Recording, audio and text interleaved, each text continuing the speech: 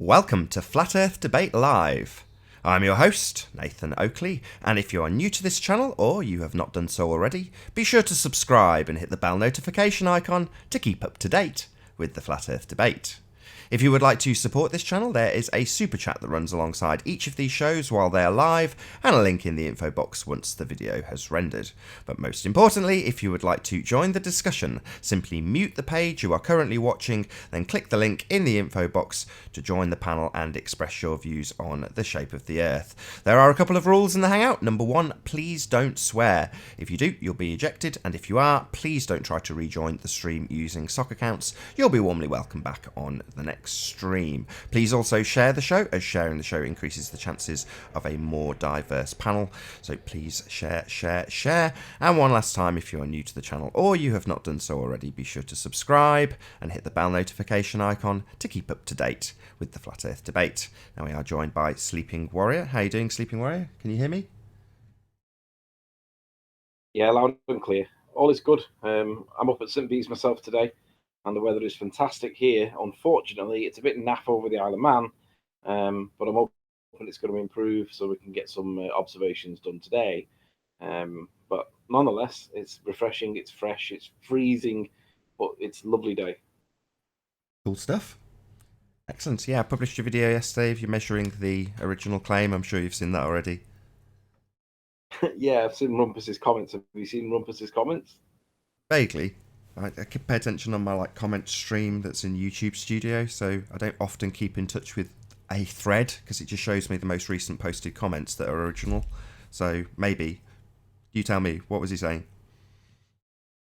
He reckons it still supports the spherical Earth model, and the reality is that even with the new calculated, or rather the new measured heights, I mean, fundamentally and principally, they're not that far wrong on Google Earth. They are inaccurate, but they're not wildly inaccurate, and they're not supported by Ordnance Survey maps. It appears that Ordnance Survey maps are referencing a different datum than what Google Earth are, because there's a disparity between the two that seems to be consistent. Nonetheless, when we apply the measured heights, they fall somewhere towards Ordnance Survey map and away from the Google Earth figures. But nonetheless, the curve calcs still do not support the evidence that's shown. However, the Rumpus believes and proclaims that it is entirely supported, and he's done his diagram as usual. And I've invited him on the show today to explain his position, because his claim is that the evidence is supported by the sphericity data in the curve calcs, and they are clearly not. Now, Rumpus, I'm hoping he's listening, and I'm hoping he joins, and I'm hoping he explains this nonsense, because unless he's looking at different evidence to what I'm looking at, there is no evidence to support that opinion, and that opinion, therefore, is nonsense. So we can forget about the Rumpus for the moment, and we'll see if he's around. If anybody sees Rumpus on his tracks, give him a shout and get him in. Let's see if we can get him to account for his nonsense. Supportive isn't the right word. It's not supporting the sphere Earth. It's explaining why we have a flat plane representation of the Isle of Man, and it's using several multiply stacked band-aid theories, one on top of the other, because of course it fails on the sphericity of the Earth. Of course it does. And what they're having to do is account for the fact that what you have taken a picture of is a flat plane and can be measured as such. We can do simple trig and straight lines and get the measurements of the heights and distances of all these things on the island. So what they are doing is accounting for when you have, according to them, a very rare occurrence, a picture that seems to look just like it's on a flat plane. They can explain it away with the maths. Well, explaining away isn't the same as supporting, let's be honest here. What it's supportive of is the simple trig and simple straight lines of a flat plane, which is what it's been modelled on. And it works. There's no discrepancies, there's no band-aid theories needed. You're into second layer band-aid theory. The refraction maths only accounts for stuff in the near foreground, where there is an effect that we can account for and will detail in future demonstrations how it works. But the problem they have with this observation is there isn't just stuff in the foreground. There isn't only one target. There is multiple targets at different distances, at further and further around their imaginary curve, necessitating non-standard refraction immediately, to get everything to loom up at different distances from different lengths around their curved Earth to represent itself perfectly as though it was a flat plane. So perfectly, in fact, that we can measure it as such with straight lines and simple trig. Well, yeah, what they describe as non-standard refraction should be the more into that non-standard refraction they go, the more unlikely it is that you're going to get it, because standard refraction is a standard because it covers most scenarios. But it seems to be the case that it's also used as the get out when it simply doesn't explain their position. And of course, this is without any evidence to support the assertion that non-standard refraction is in play. To have non-standard refraction, you need to have things like pressure density, ideal gas law figures. You need to know temperatures. You need to know the viscosity of the atmosphere. You need to know these things to be able to claim non-standard refraction. You can't just claim it because it's therefore on show. It must be. You have to have evidence to support the assertion. Otherwise, without evidence, it can be dismissed without evidence, and that is the position. You need evidence to support your assertion. But we'll see what happens. And the We'll see. evidence Yeah, we'll see does if we can get Rumpus in. the evidence does support an assertion that the Earth is flat. Let's be absolutely clear about that. I do want to. I want to share with you a really interesting sign that I saw in the local, the little. It's like a bus stop, but it's not. It's not a bus stop. It's facing the sea. So instead of it facing the road, it's facing the sea. If I could share my screen, Nath. Oh, hang on. Let's try that.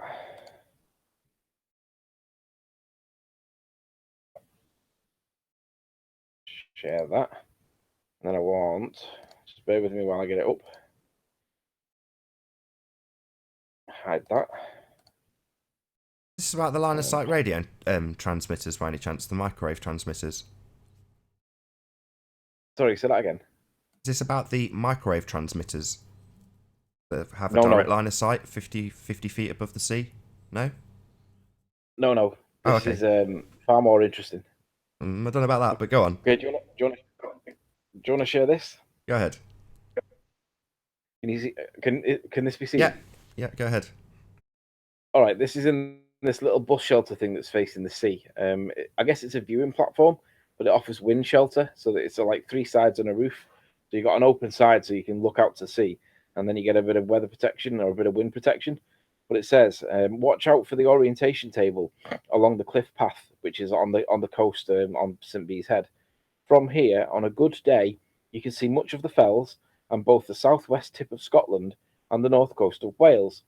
Well, it doesn't mention Isle of Man, which is surprising, but that's blatantly obvious. You can see the Isle of Man, but to see the north coast of Wales, that's quite a strong assertion to make, because if you run the figures on it, St Bees is up here on this in this corner, and then you're looking down to the south.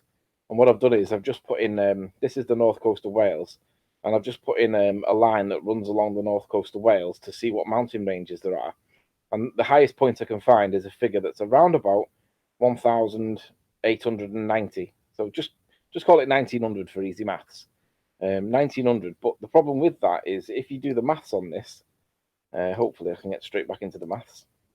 It's an 80-mile observation, and you're around about 230 feet, depending on where the actual height of it is.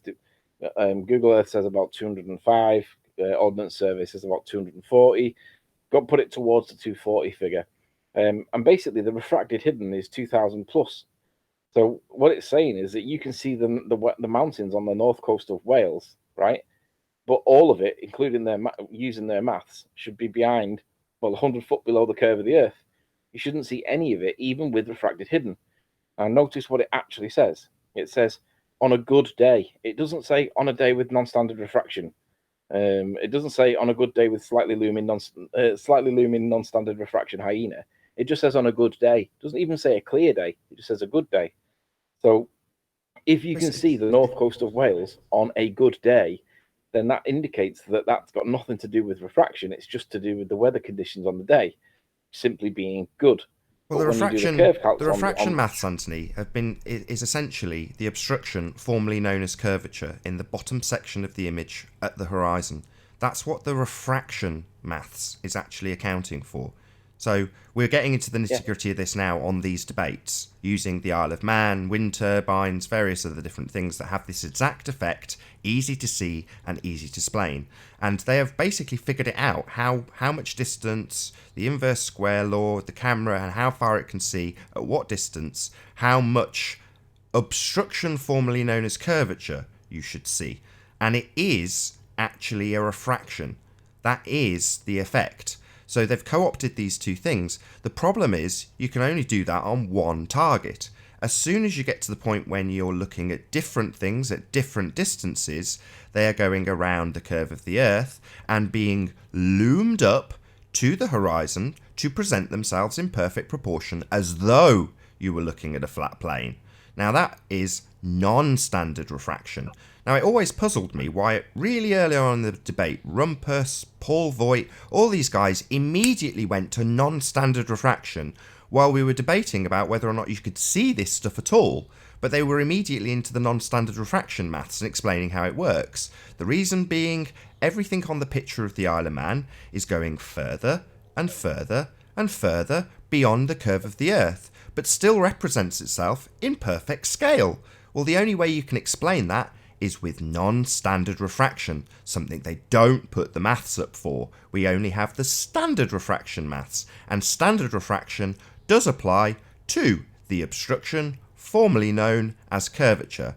Metabunk have just started pointing out, and we will get back to this on the model now that they've started pointing it out, that there should be, most definitely should be, a left and right curve visible. Now we see none. We have a composite image which we have put into a model on a flat plane, and it works. There is no curve visible left and right, that is the bottom line. But ultimately speaking, they have very, very carefully worked out how much of the obstruction formerly known as curvature there is to measure at what distance. And it almost works out. The problem for them is that the observations are indeed repeatable. Anthony and Ranty have both gone back and repeated them. And you don't end up with a slightly different variant in the refraction value. It's consistent. And that consistency doesn't match a sphere. The non-standard refraction maths, well, we've got no way of testing the consistency in that. They don't present it to us in the calculator. You have some guy like Rumpus come along and spend an hour and a half going through the mathematics and explaining that that absolutely, quote-unquote, supports the globe, even though you can literally model the observation on a flat plane and draw straight lines of sight to any target and have it work out with accuracy. Not inaccurate, not close because the refraction varies, it doesn't. The observations are repeatable. That is the standard. So essentially, it's been falsified. The mathematics have failed. Yeah. There is, I don't know if you've seen, there's one particular video out by a well-known liar in Flat Earth, and he's taken an observation of that Mackle Lighthouse from the road that connects St. Bees to Edgermont, or Egermont, however you pronounce it. And I'm going to get a still from his image, from his video. I want to show it to you because it's really quite impressive what we're looking at and how it doesn't match the curve calcs. Yeah, we live on a ball, folks. So if you just give me 2 seconds while I get this out. I should have really got a copy of it and got it no to worries. one side. But good of Miles to do this for us. Saves us the trouble. Sorry?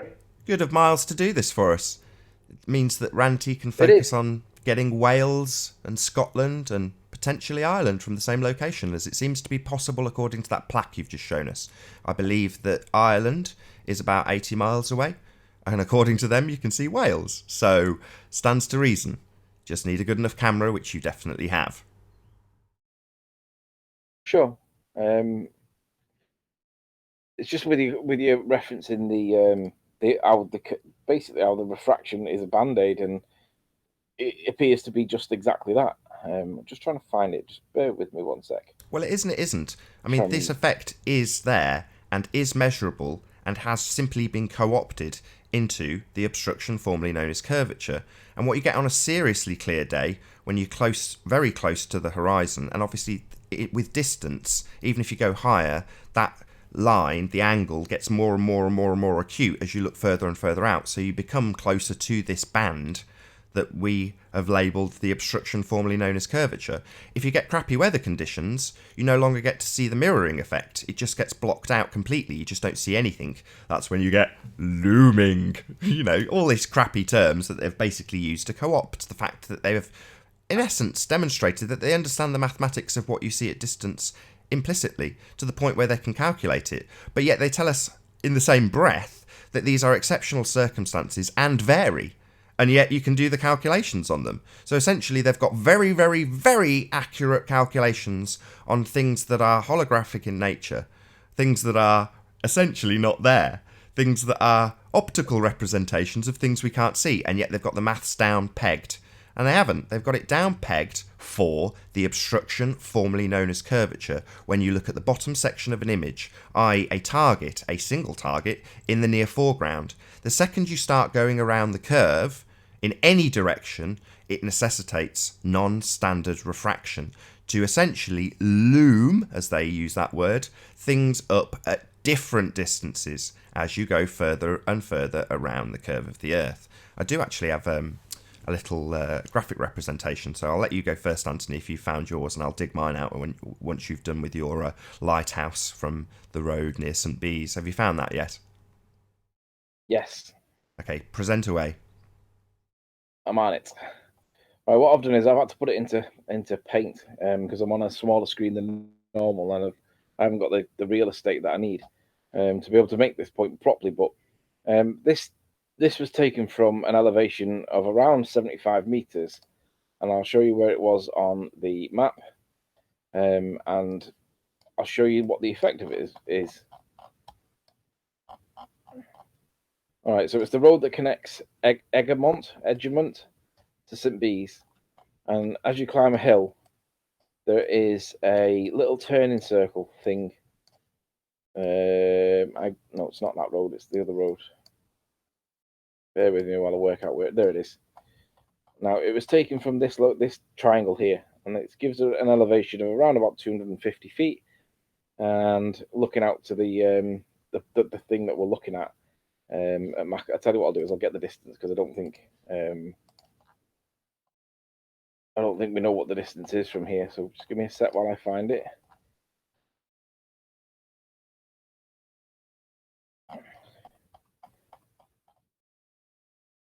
So the distance over to the lighthouse from here is 32.12 miles. Well, let's drop that into the curve calcs because we need to know that. Curve calcs, where are you? 31.2. And it's a distance at a height of around about, call it 300, because they're getting the Ordnance Survey will be a little bit higher. Whatever value it is, I haven't checked it on Ordnance Survey. It will be a little bit higher, but the refracted hidden is 40. Okay, 40 feet. Now, when you look to this, you can get this image, and you can replicate, and you can put another one underneath it, and then you can put a third one underneath it, and you realise that you are actually seeing the bottom of the water. You are seeing the shoreline, the beach for Alex. So what that tells you is that there is no obstruction. You are seeing all of it. And you can double check this yourself. You don't have to take my word for it. You can double check it, and you can see that this is basically all of it. But the problem is there's supposed to be some hidden according to the geometric curve of the Earth. So it's either the case that he got absolutely like the most perfect set of non-standard refraction circumstances again, and it happens to look flat, or it is indeed the way it appears to be, because there should be some refraction there, and you can double them up and triple them up, and you realise that you're looking right the way down to the shore. So the reality is, again, he seems to be getting really, really perfect conditions for making it look flat. Now, these are meant to be like the exception to the rule. They're not meant to be like common. So it appears that we're being sold a duff again. So that was one of the points that I wanted to mention. And it's the channel it's come from is Miles the Liar Davis. Anyway, I'll pass back to you, Nath, while you want to do your thing. Yeah, sure. I'll just get my photo ready. So I was trying to explain this verbally to Chris, and well, not explain verbally, but explain verbally what I wanted in terms of a visual representation of what I'm trying to explain. So give me a second, I'll Just trying to rescale it so it'll actually be seen on screen.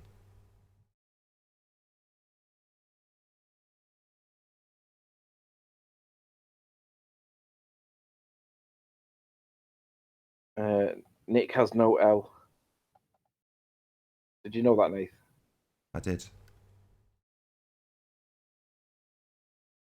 And there was a comment before the... Oh, Slice Bar Kane. Sleeping Warrior, do you have any evidence to support dirty air? Well, that phrase has now changed, Sly, because of you. It is the obstruction to the observer that is an inverted mirage that appears to the observer as obstruction. That was how you worded it. Otherwise, and you could call it the obstruction, formerly known as curvature. I'm ready to go, actually, if you're done with the chat. So what I've got up on screen now, hopefully the audience can see it, is 3 bands. And the top and middle band are analogous to each other, whatever that word is. So this, hopefully you can pick it out, is Anthony's picture of the Isle of Man. And you've got various different mountain ranges that are on this. You can probably see 3 or 4 different mountains. Obviously, they're far less peaky than the peaks that are representing them in the model format. But ultimately speaking, you've got lots of different things at lots of different distances. And they essentially present themselves on a flat plane. So there's a flat line that you see from left to right, in spite of the fact there should be a curved line from left to right if we live on a sphere. But nevertheless, we have things in the background, i.e. the mountains, that are presenting themselves in such a way that they look like they are on a flat plane, and you can measure them in 2 different ways, with arc calculations and with straight lines, and they still come out to basically being what they are, a representation of the world if you were living on a flat plane.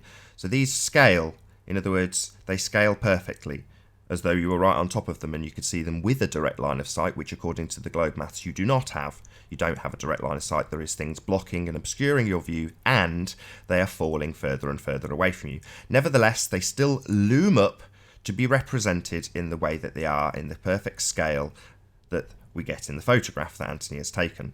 So the things that are much further away still present themselves at the perfect scale versus the things that are closer, and they present themselves at a perfect scale compared to the things that are in the foreground and actually being targeted, and would be affected around this sort of area with actual refraction. Okay, so that's the image, that's the 2 comparisons. This is supposed to represent this and vice versa, so this is in model format. The problem and the reason why you are always going to necessitate non-standard refraction is because the targets that are in the near foreground are considerably further up the curve than the things that are in the distance. So these things here are being loomed up to here, and these things here are being loomed up to here, and these things here are being loomed up to here. So nothing is uniform in terms of the amount that it is being loomed up, because the drop value from the front of the target to the back of the target is also a variable. Now the reality is, as Ranty demonstrated, as you go up and down in elevation, the band that you see, the formerly known as curvature, obstruction, is what changes in terms of your angle of attack on the horizon. That is what we can actually demonstrate, and Ranty has done an exceptionally good job of doing so with a boat video. So hopefully Ranty will go through that again a few more times when we do a demonstration with Chris, and again pull out the flat Earth Isle of Man model to show that we can do direct line of sight measurements and simple trig, because the image is absolutely a representation of a flat plane. That's why it models perfectly on a flat plane, including the formerly known as curvature obstruction that is in fact refraction. But those things only apply on the front of the stuff that we see in the near foreground. Everything behind it has to be non-standard, slightly looming refraction. How you doing, QTube? Can you hear us? Just joined to mute me, I see. Very nice of you, YouTube. There's only Anthony in the actual Hangout listening to the presentation, but nevertheless, that's the end. So yes, everything in the distance is being loomed up to the horizon to present itself as though we were on a flat plane in perfect proportion, even though it's severely different in terms of the drop and the distance. But nevertheless, we can still model it on a flat plane, presumably why someone joined to mute me. Nevertheless, that's the end of my demonstration. It's the first time I've done that publicly, Anthony. You've seen that a couple of times off air. Hopefully I did well. No, maybe Anthony's been booted. No, I'm still here. I was just on mute. Because Ranty was bumbling around in the background. He's just woke up. He's been asleep. Oh, of course, Ranty's there. Tell him to do his boat demonstration immediately while he can still taste the toothpaste. He can't. He's got the boat demonstration on his computer at home. I'm joking. I was just kidding. I was just saying, when someone first wakes up, sort of pile on the pressure and, while his hair's a mess and all the rest of that sort of stuff. I'm just kidding. Yeah. It's all good. No, I actually went back to bed. I made breakfast this morning for everyone, and then went back and had a quick hour before I go and sit on that hill and freeze my tits off. Tell him to shout up. We can just about hear him, but yeah. Good for you. Get some grub. Get some good photos. Good luck. We can't see anything at the minute. No. I don't think it's going to be good enough to see anything today, to be honest. No, that's a bummer. Hey, you can but try. At least you get a nice air in the meantime. Sure. But the other thing I was going to say was the rumpus. If anybody can see rumpus out and about, let's get him in and let him explain what he sees and what he doesn't see in the evidence.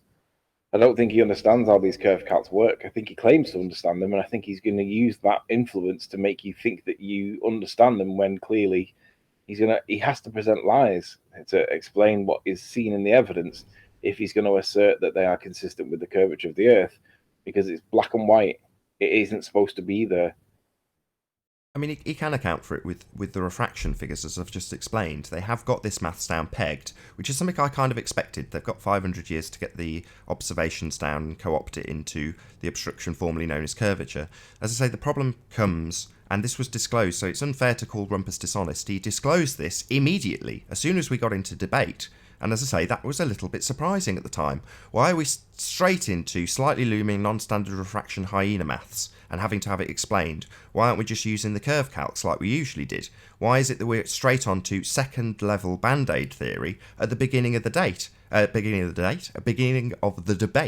And it's simply because they all recognise and understand how the mathematics works. And it has to be slightly looming non-standard refraction hyena to the rescue immediately, because we have different things at different degrees around the curve of the Earth. They're being loomed up from different drop values. It's just nonsense. The whole thing's nonsense. It's second level band-aid. Immediately. Because they all understand it. They all get it, Anthony. We're starting to get it. I've seen several commenters who get this problem. One guy was like, so Snaefell may become part of the mountain of evidence, in quotes. And you're like, finally, the penny's starting to drop. Yeah, but shouldn't the sea be loomed up too, as well as the island?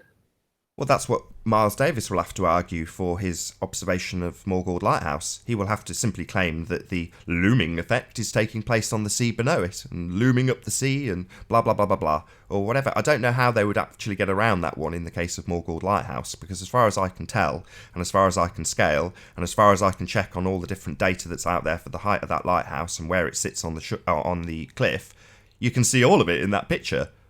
What I said, and I'm not going to beat around the bush about this. I said, look, Miles is a liar. There's a good chance he's been tricky in his phraseology when he said he's at 75 metres and he's actually at the top of St. Bees Head on 450 feet. And he'll just say, I got it wrong. And if it is taken from the top of St. Bees Head, it's essentially a completely meaningless and useless observation to anybody in that regard. It doesn't matter which model you're on. You can see further as you go higher. So who cares if he's at the top of St. Bees Head? Whereas if he is, as he claims, on the road at 275 feet or whatever Anthony put it in at 300, then yeah, it is a bit of a problem because, again, the observation doesn't match the maths. There should be a certain amount obscured and obstructed, and there isn't. We seem to be seeing all the way down to the shore.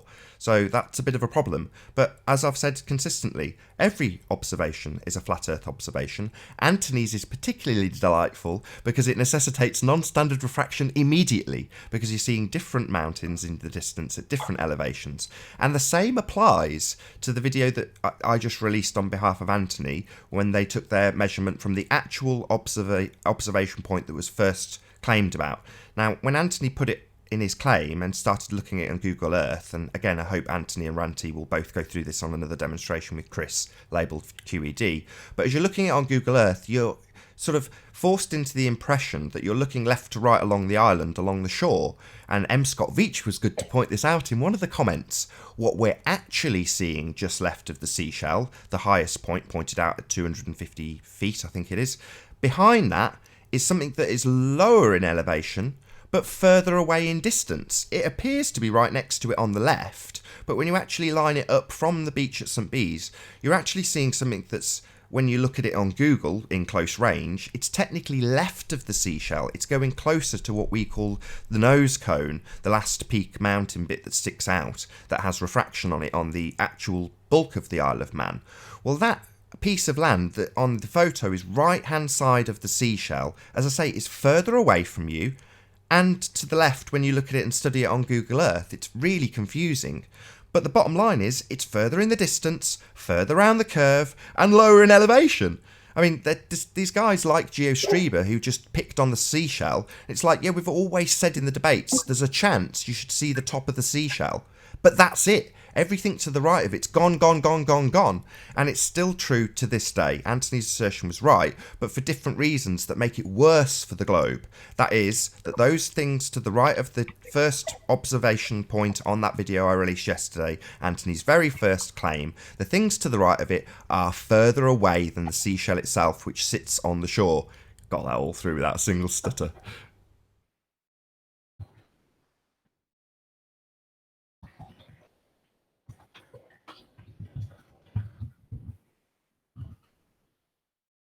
Nothing to add on about your seashells on the shore?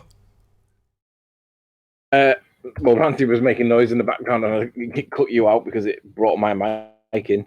Yeah, you're right. At the end of the day, the bottom line is someone's just put it in text. And who was it now? Where is it? David Reed. Okay, so the Earth's flat. And I said, yeah, the Earth is flat, but when it's pointed out, it's just a bit of refraction. They explain it all by refraction. Yet there is no evidence to prove that at any point anything on the terrestrial Earth can be brought back from behind a hill with normal, like, atmospheric conditions or even non-normal atmospheric conditions. Where's the evidence that shows behind a curve anything can be brought back into sight once it's gone?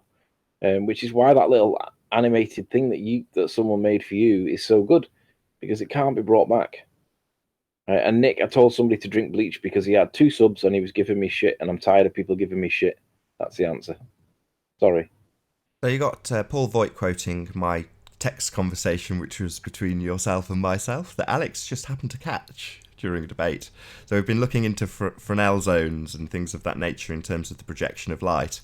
And you're into a, null argument in terms of the light and how it works when you're looking at a bulb and how it projects its light. I'm going to put project in air quotes.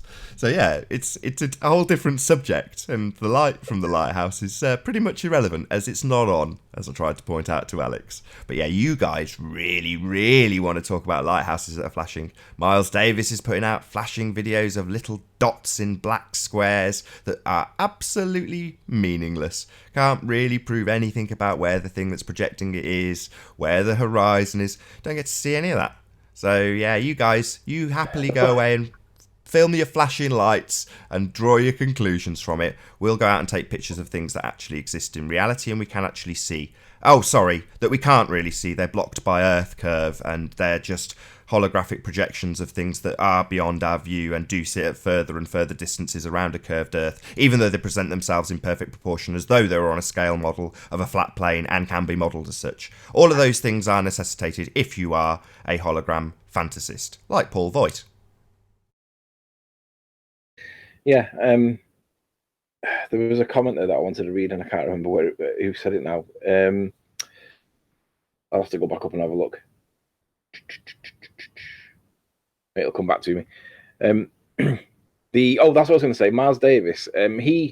What Miles does is he puts up the evidence that he collects, right, and doesn't give us the information that's necessary to know the context. Because all right, picking out a lighthouse and saying that you were about 75 meters, but you need to say where you were. You need to show where you were actually stood by doing a pan round and saying here is a particular wall, for example. There's the gate that's next to it. I'm just stood next to the gate. Now, Miles the Liar Davis doesn't do that. He just presents the evidence and tells you is what he wants you to know, and it's vague, it's wishy-washy, and it's not acceptable. And that's really the reason why we shouldn't even reference him.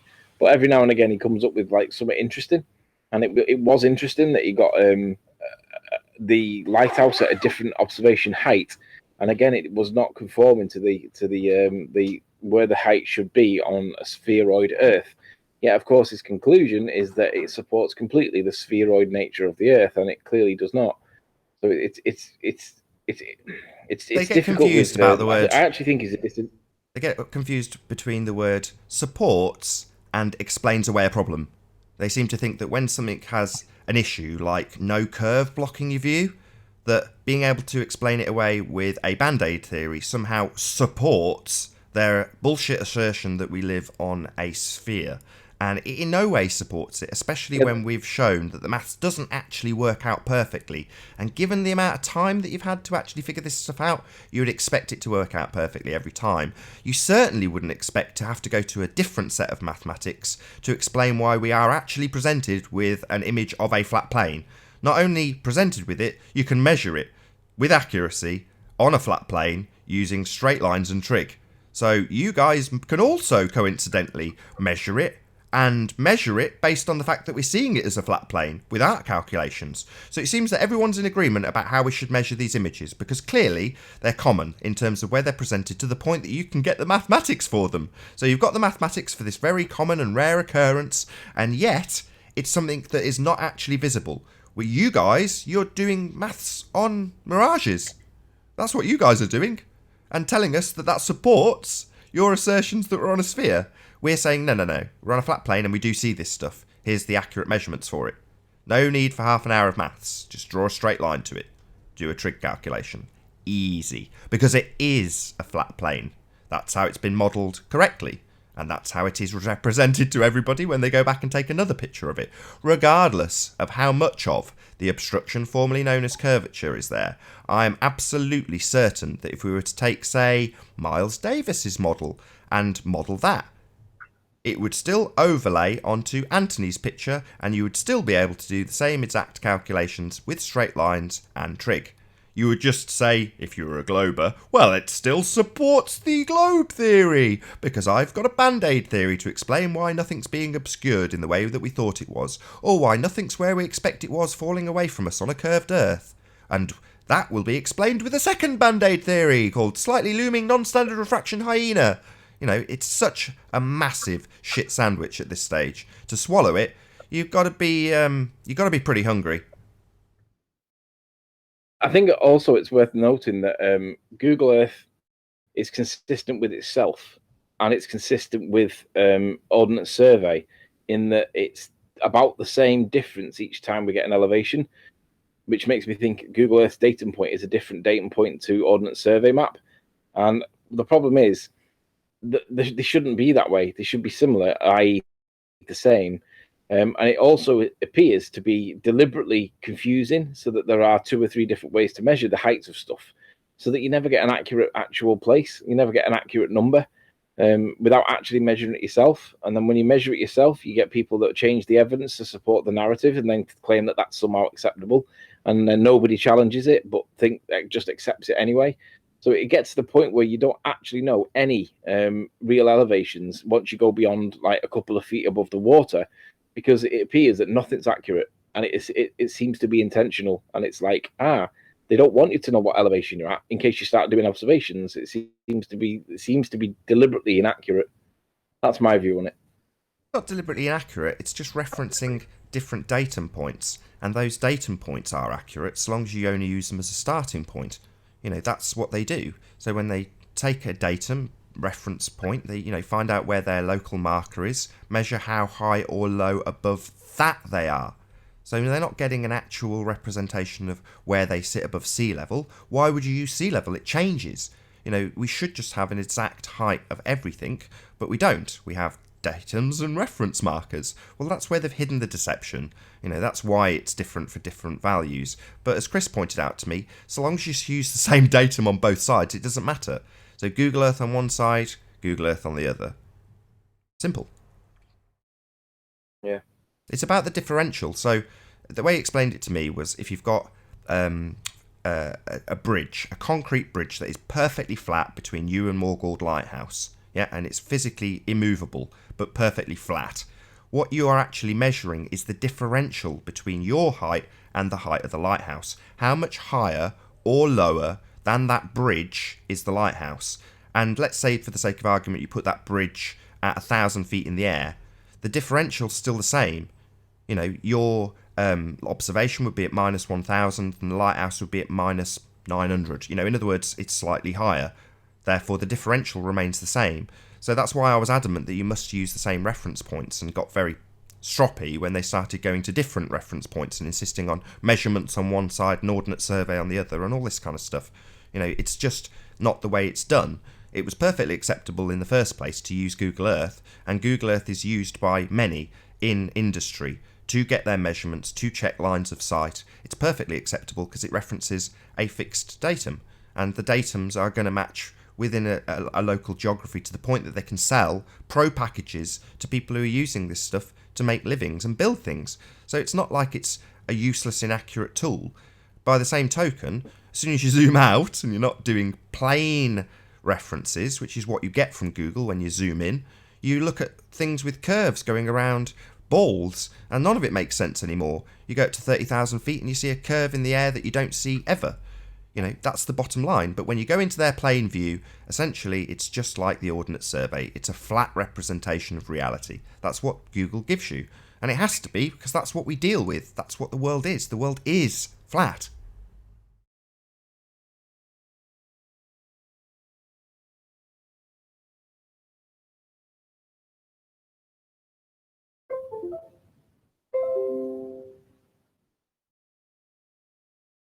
Bit of silence for a minute.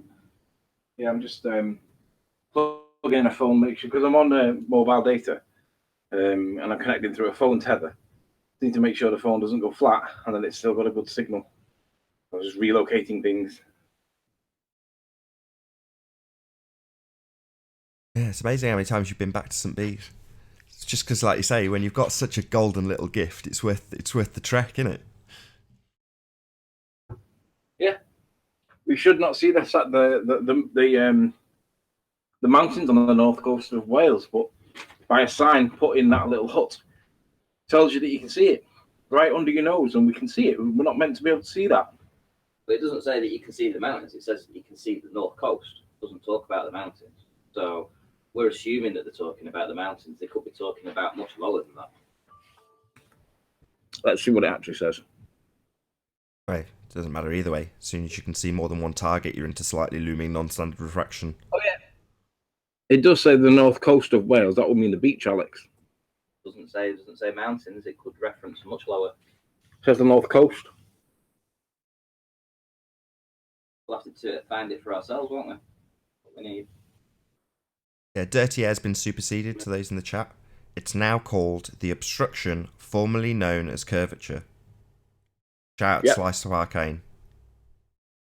Yeah, and if anybody asks us to explain that, that's what I do. I cite Slice of Arcane's words, which were an inverted inferior mirage that appears to the observer as obstruction. That's what dirty air has now been replaced by. Also calculated in their calculations as refraction. Quote, standard. Yep. Oh, yes. So, has anybody found any curvature yet? Nope. Been looking for a good 3 years. No curvature. See a lot of Ball Earth lovers in chat. Shout out to Nick with no L. Shout out to Seeds of Doubt. I've seen you trolling me a few times. Shout out to slightly looming non-standard refraction hyena. No shout out to Cat Earth. Yeah, shout out Cat Earth. He joins the show. He's a good guy. Yeah, he's just a simpleton, though, isn't he? I like Cat Earth. I like Cat Earth. He talks nonsense, but he's good to have a conversation with. Hello, the Natsec. Good to have you. How's it going? Oh, good to be back. So, just wanted to sleeping. I watched on your stream, I think it was the other day, that MIT piece that you referred to there. That was you, right? Just to make sure. So did you eventually recant on your position about it being a research paper by MIT and so on and so forth? No. It's on MIT's web server. That is an endorsement. Mm. Yeah. Well, I mean, so for example, I sometimes use a library from the Department of Homeland Security, right? Fantastic resource, by the way, for those interested, and it covers all kinds of government documents and so forth. A good resource. It doesn't mean though that they endorse a publication. Would they be responsible in a defamation or libel case if it was on their if they published it on their server? Would they be legally responsible? I don't think so. Yeah, of course they would. It's a library for. The one that publishes it is responsible legally. Might not be totally responsible.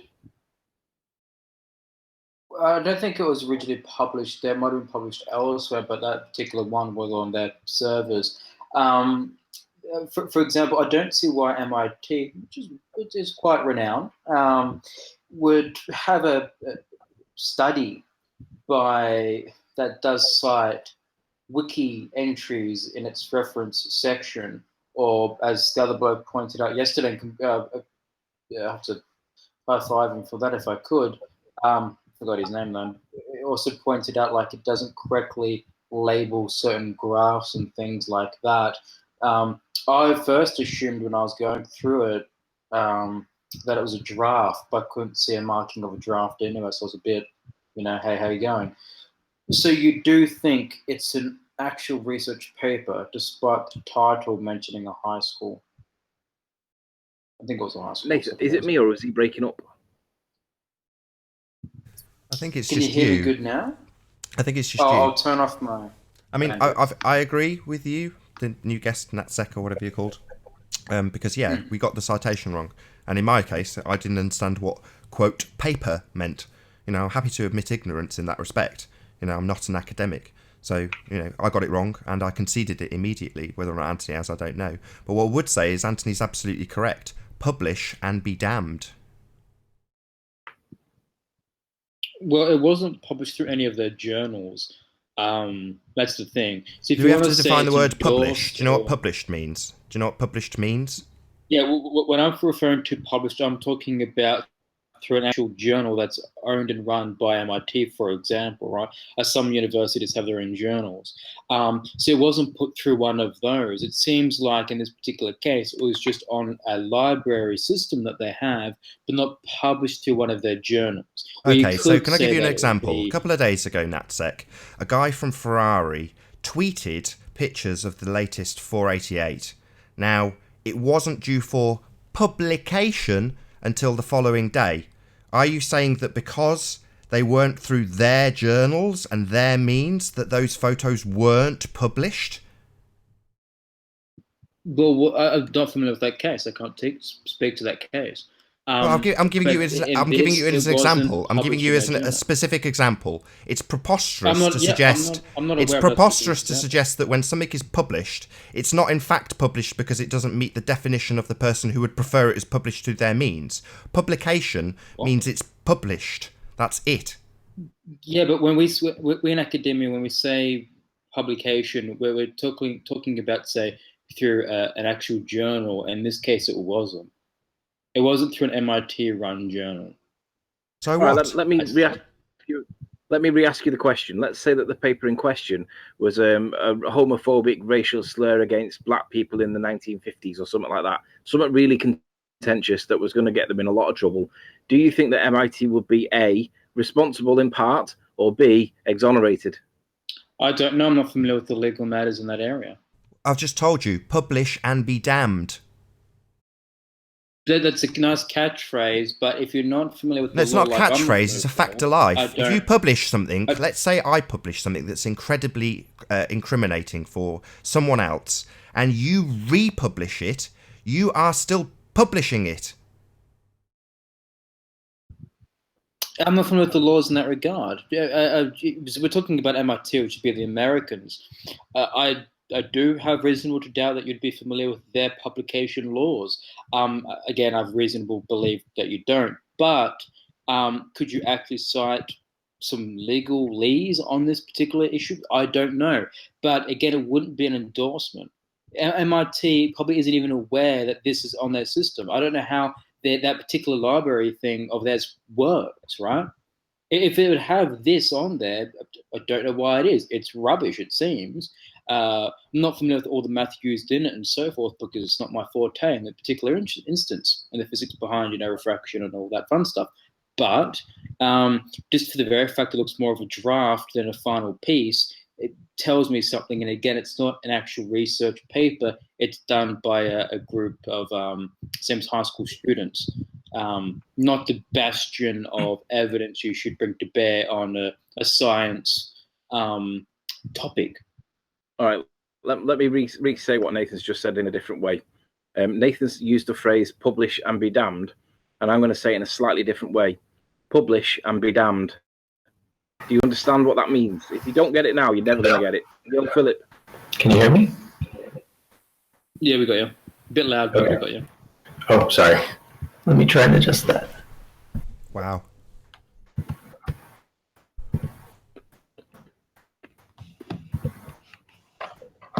M. Scott Veach thinks that it hasn't been published. Well, how is it that we have it then? Yeah. You there, new guest? What's the noise? Yeah, can you hear me? Yes, unbelievably Ooh, loud. Very, very. Oh, sorry. I'm kind of I in. think it's the proximity to your mouth. Okay, yeah. Is this better? Yeah, much better. Yeah. Much better. Perfect. Okay. Good to have you. What's your name? I can't see. It's just a black Yeah. page. Wait. How do I turn off my video? There you go. Oh, is it Philip? I recognise your face. Yes. Good to have you. Yes. How's it going?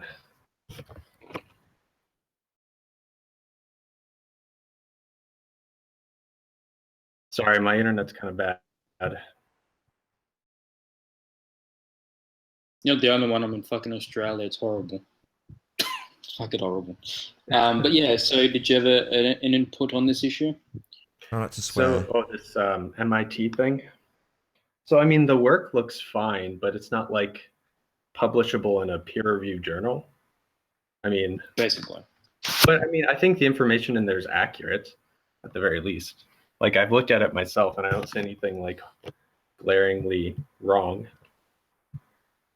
Yeah, I couldn't speak to its correctness and accuracies because it's not really an interest of mine per se, or at all. Boring as fuck, especially that math. I don't hate math with a passion, but as we all do. But yeah, I was just jumping on the board with that other bloke the other day about just call it for what it is. Don't try and hype it up to something that it's just not. Is my main point personally. Right. Well, I mean, there's something to be said here because I've been playing around with this refraction stuff for a while, just trying to model all of these atmospheric effects. And one thing that I found is that it's actually really hard to get these kind of inverted images, at least from any like model that I put in. It's so I'm not sure, basically how it's actually not a very easy thing to actually figure out kind of the conditions for when you actually see this mirroring.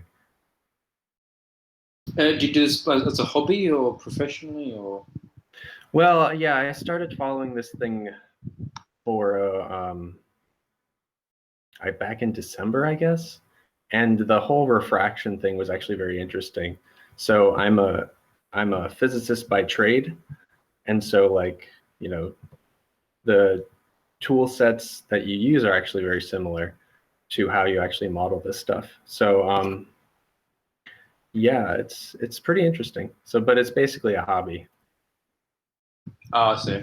So you're on the I come out to say that you're with the Globers, right? Yeah, I would say so. I'm trying to be as objective as possible, at least when it comes to this observation, because I understand that it is, it's not Was it's not an easy thing to actually test this hypothesis, specifically when it comes to curvature. So, you like, do there's other acknowledge- measures of that we know that the Earth is a globe, but when it comes to this particular observation, it's like it's actually that's not all, that's all I wanted to hear. That's that when you just said there that that other measurements that we know that the Earth is round. That's what I was going to try to get to is you're a glober. Yes, okay. He was about to make a concession and you talked over him. Well, yeah, Well, no, you I took was the question specifically. Yeah, yeah. So he's with us. So yeah, when it comes to this observation, Philip? So I have some interesting results. If you want, I can try and present it. I would absolutely love that. That'd be brilliant. Great. So I'm going to start out with the flat Earth model that I've been trying to actually do, and maybe you guys can try and point me in a direction where you guys think I should go, because I don't know exactly the assumptions that you guys are making. So am I being presented? Just let me, once you've got your screen up, I'll pop you up. If the other two guests not interrupt, give at least 5 minutes, maybe more. He may need more. Just don't interrupt him while he's making his presentation, please. Okay. Oh wait, no, this is the round Earth. I'm gonna do flat Earth first. Can I just say that this respect for giving people time for presentations doesn't apply to the Rumpus? Otherwise, the 2-hour show would last 2 hours of the Rumpus. I've given He's Rumpus... the only one. No, that's not true. I've given Rumpus, on one show, I gave him about half an hour, and he was completely uninterrupted. No, sorry, that's what I meant. If you give that right to Rumpus, it'll be abused. Oh, I see. Yes, I think you're right. Still not got your screen share up yet, Philip. Just let me know when you... So how... actually, I don't use this very often. No worries. So what you do is you go? wave your mouse over the Hangout page, and then in the top left-hand corner, you'll have one button that's green TV shaped with an arrow, white arrow coming out. Click that. Perfect. And then you have to pick application window as opposed to your whole screen, and just pick the actual thing that you want, and then click share. Perfect. Then lastly, there's a little tab that appears that says hide tab. Just click hide on that, just so we don't see it. Okay, I've got you up now. Brilliant. Awesome. So what I'm showing here is basically, so I wrote a program which does ray tracing. So I'm not good at this 3D software, but I know how to do like simple trig and stuff. And so basically I wrote a ray tracing program which takes the positions, so in 3D space, on both a flat plane and over a sphere. And I calculate what angles they come in to a particular point. So basically to form kind of like an image. So I have some pictures which I can show, which show it from a different angle, but this is basically trying to represent how, how the camera would actually see things digitally. So what I've done here is I've taken like the height data from, I think, either LiDAR or some sort of satellite measurement of the height over the Isle of Man. And I've basically just done this ray tracing from Riley's second position, the highest point, to the Isle of Man, basically all the points on it. And I actually want to match up basically the features in this image to the composite image that Ranty provided me. So that's what I'm in the process of doing at the moment. That's amazing. Very, very good work. I assume from what you've just said, all of this is done in orthographic for you, correct? So could you explain what that means? I'm basically like the x-axis here is basically angle, the angle of view, kind of. So sure. Like it sounds like you're doing it in a similar way to the Rumpus, in the respect that you're taking what he was doing was taking per pixel and getting an angle to whatever he was looking at based on the number of pixels, and he was pretty accurate with it, I've got to confess. But what I mean by orthographic is it's not a three-dimensional representation of what you're seeing. It's a side elevation. So it's essentially no, it's definitely like a 2D projection. Yeah, like Peak Finder, basically. Yeah, exactly. So, I mean, I'm not being critical, and I really appreciate how much work you've put into this, but this is kind of our point. So when you study it in an orthographic view, you can often get the maths to work out for the heliocentric model fairly well. You know, they've got it pretty well pegged, I'm not going to lie. But the problem with that is that what you're applying is that you're seeing it as though it was on a flat projection, and you actually have things that are going further and further away from you. So your top peak in the middle of frame right now, just to the left of your mouse, Snaefell Mountain, that is obviously further into the background than the stuff in the near foreground. Therefore, it's further round the curve. Now, I appreciate that you factored that into the maths to then bring up a orthographic view of what you should get. But as you traverse the picture with your camera, what's actually happening is the perspective also completely changes. So what Chris managed to do in a 3D model was model it so that you could physically drag the picture through the image or through the wireframe model so that you could match up the different distances, and he did it obviously on a flat plane, and it matches perfectly as you drag Snaefell Mountain through the 3D image. The height and elevation and point it crosses through the picture is absolutely perfect, as are all the other mountains. And it was the methodology he used to figure out the actual viewing distance of the camera, because on the left, I think you might have this, you have a mountain that's not there. Correct. Now that mountain is essentially it's further away, exactly. It's beyond the viewing field of the camera. So on that day, I think the camera could actually see about 41 miles, and that's it. Now, for a glober, colored this. Say again? Sorry to interrupt. This is actually colored so that blue is farther away and yellow is closer. Exactly. So the stuff that's further away, Anthony couldn't see, not for the want of trying or zoom, but purely because the atmospheric conditions on the day made the length that he could see through his zoom 41 miles and no further, you know, disproving that we could see Ireland instantaneously. That's why this part doesn't quite fit, right? Because this part is actually too far away to be seen. Precisely. Okay. So the only issue that I have is, so this side looks fine. Like if I match everything, the stuff which is not blue, the stuff that we should be able to see, I think it's slightly mismatched, but I mean, obviously, I guess it's not going to be perfect. It will be in an orthographic view unless you slide the picture. I understand and accept it now, so don't worry about it. You don't need to explain it. I understand why, and it's fine. So there's two observations that I made between differences between the flat Earth and the globe Earth model. So for one, this hill, if I try and line it up, it doesn't seem like it's like this particular hump here. This is definitely visible because it's like greenish, but it doesn't seem to fit the profile, let's say on this side. So, I mean, clearly there's some issues with the composite here because the horizon is kind of curved. But even then, if I try and adjust this, this hill is going to pop up over where the actual is in the image.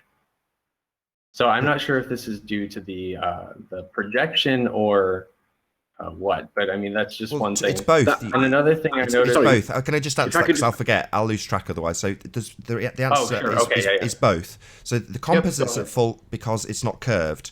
So obviously, as you tilt your camera around, you're arcing the camera. No, this is a flat Earth model. This is no, I appreciate that, but in terms of the reasons behind it in orthographic view for both models, so when you're looking as you are in an orthographic view, juggling it around. You've got the problem with the actual composite itself that it's not representative of what was seen through the camera, because what you actually see should be an arc. So you're looking at it flat, but it's not. It's physically arced. So in the model that Chris uses when he's dragging it through the perspective of the wireframe is an arc, because that's physically what the camera was taking. You know, each time he twisted the camera a couple of degrees and then takes another picture, which it is. It's a video. It's taking constant pictures. Well, it's taking it from a different perspective and a different angle. And when you reproduce that, you can't reproduce it flat like Ranty did initially. You know, Chris can also do the same thing in 3D. You know, when he pulls through the standard composite light you have. I don't know if you know this, but Chris has said that he's happy to make his Blender file available. So I don't know if anybody's even asked him for it, but you're welcome to have a look at it and study it. You know, he's done all the hard work. So rather than you're never going to succeed with an orthographic view. I'll just be honest with you. So, well, that's the thing that I want to bring up. So I did this for the round Earth, and let me actually show you that, just the final image. So it's here, right?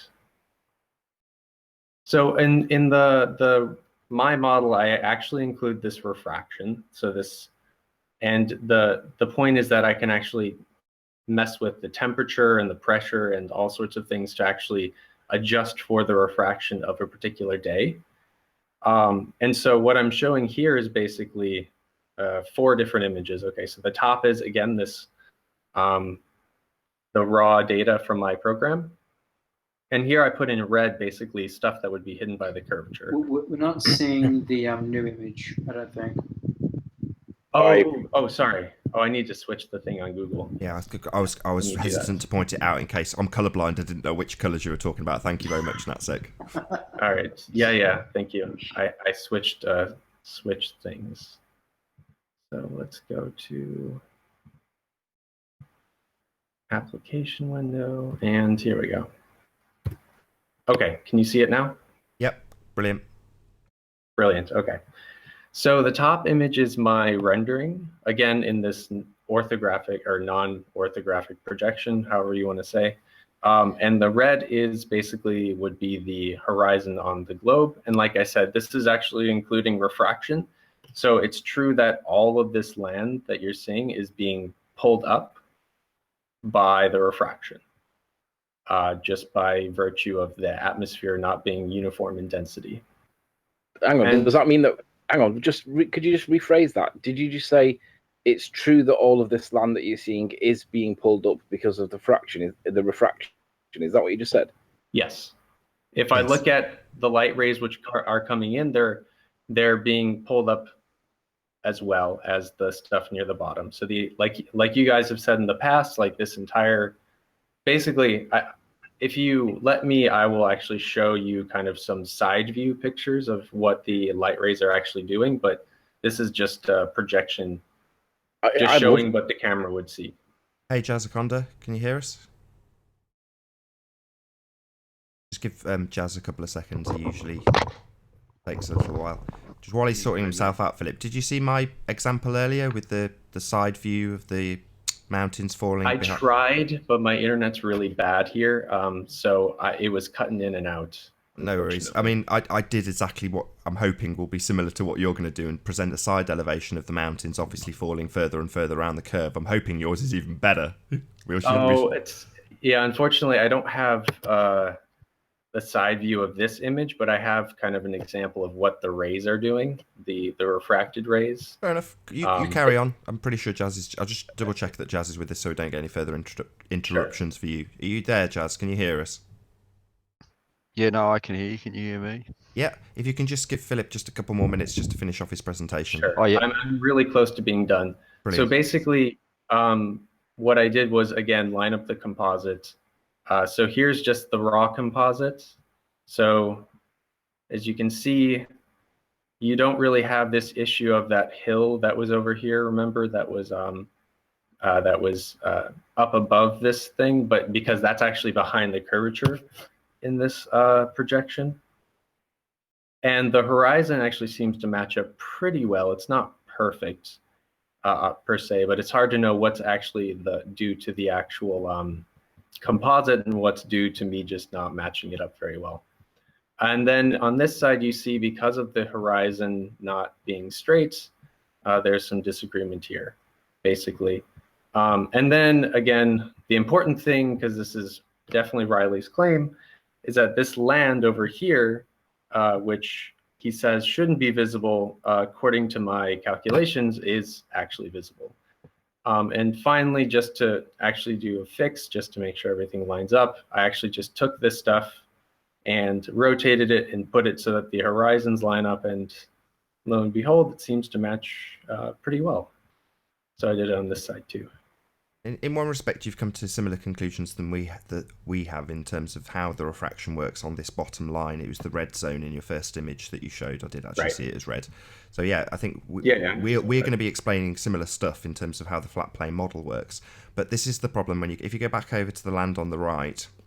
So because this is an orthographic projection, this fails to represent the fact that if you can zoom in a little bit, and I'm going to go through a few pieces of land individually one at a time.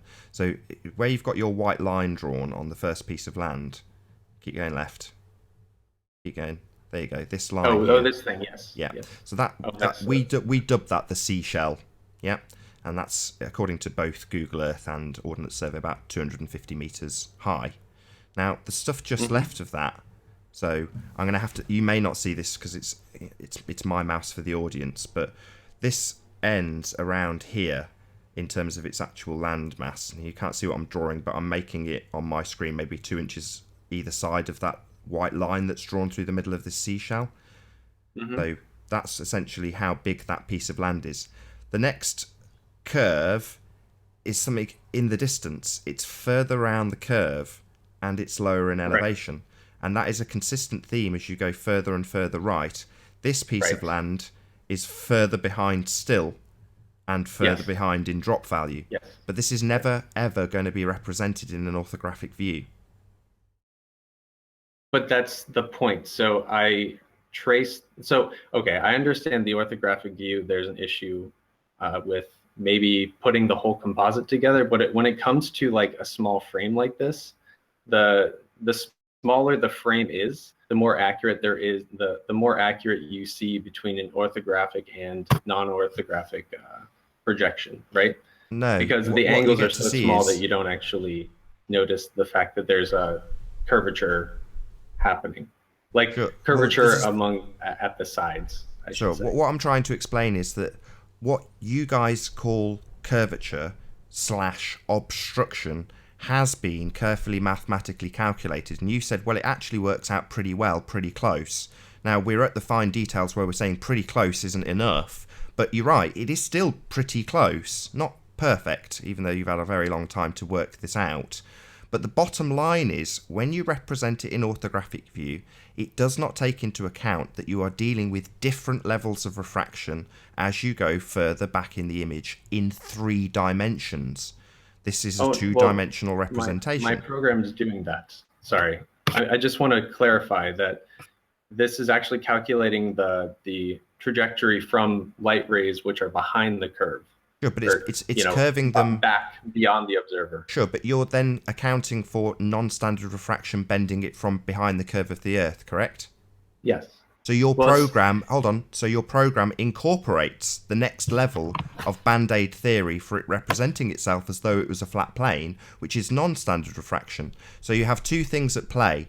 One is what is called standard refraction, which is applicable to the bottom line, which you pointed out, and is very close in terms of the maths. But your program also bends the light from the things behind the image to bring them up to the same level as the stuff in the foreground, which is non-standard refraction. So you have 2 different levels of refraction working in the same image. Well, what I would then ask is, as you have demonstrated that it's obviously an effect that we see in this red band at the bottom at the horizon, what evidence do you have to prove that the stuff in the distance that's further behind the curve is also being bent with, quote, refraction to be represented in an orthographic view as though we were looking at a flat plane? All right, so let's break that down. So first of all, my program is just using one set of principles for the refraction, and that is this Fermat's principle. So this is what they go through in this MIT paper. So this is the same math that you'd use to calculate all of this vanishing zones, all of these other sorts of atmospheric phenomena that you'd see. So the only thing that goes into this program is literally the temperature profile as a function of height.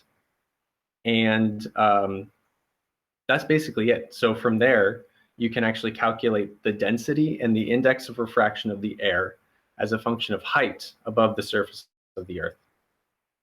And that's all I use. And so once I have the index of refraction, I just trace the rays according to Fermat's principle, and then I generate this image. So it's not like I'm using two different kinds of refraction. It's all the same. It's all the same refraction. Fair enough. And the refraction is generated from a model which accurately describes the atmospheric layers. Okay. Can you show us the rays then? Because you said that was your final thing. Yeah. Once you've done, I think Anthony's got a couple of questions, and then Sure. to everyone. So I need a second to open it up. Yeah, don't forget about the switching. I won't. Yeah.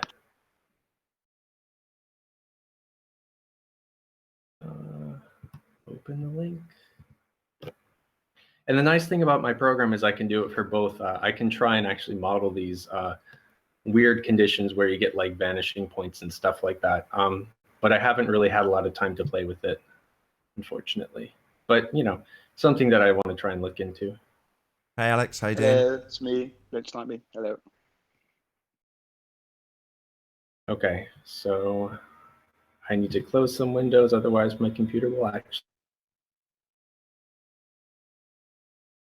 Just let us know when you're ready with your curved rays of light. Thanks for being patient. It's all right. You've done a lot of work. So. Yeah. Yeah, man, this is awesome, by the way, bro. Oh, thank you. Okay. So let's see. So I've got some stuff on flat Earth. I'm just going to skip that because I don't want to misrepresent you guys. I'm just going to go straight to the ball Earth. So like I said, I'm trying to be as objective as possible, but you know, I'm still a little biased. All right, so let's go to here, screen share. Okay. And application. Okay, can you see me? Yep. Right.